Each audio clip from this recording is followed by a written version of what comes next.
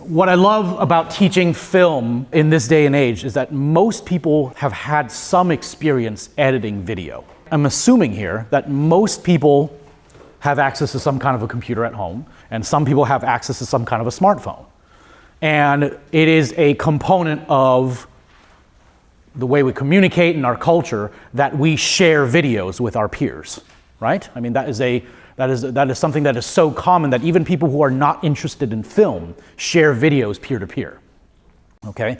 And if you have a Mac and you have iMovie, right? Or you have used Vine in the past, or you have used Instagram, or you have used Snapchat, you have had some pretty serious ability on your smartphone to edit and re-edit and alter videos that you have captured with your phone's camera. The reordering of shots, the altering of the image, is what we call colloquially editing in film. I would venture a guess that most of the people in this classroom are amateur editors, myself included. It's something that is endemic to our culture. But what actually is editing, and what are the terms that we use to define edit decisions? Okay, so there's 3 words in the chapter that all begin with S that I would like to define for you. The first word, shot.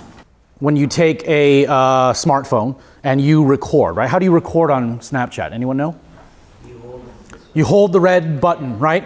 And then how do you stop it? You let go, okay?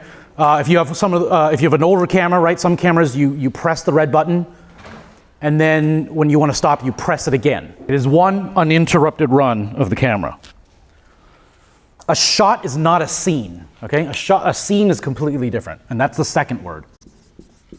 A scene is a collection of shots, and a scene is usually contained narratively. Usually a scene takes place in one location, but not always, right? And the last term that I want to introduce is sequence, a series of scenes, right? Or a collection of scenes.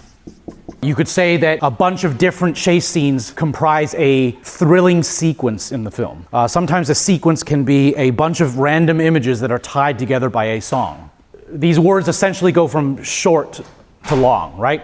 A shot is found in a scene, and several scenes can be found in a sequence. Film, okay, truncates time. It utilizes a technique. All of these things utilize a technique that we call ellipsis. Because in a movie, we remove time from actual time. You make things shorter. So a film is a representation of life, but it is a way shorter version of life. Does that make sense? Okay? An ellipsis truncates time. So you could argue that there is story that takes place in between individual shots of a film, right? In chapter 2, we talked about montage.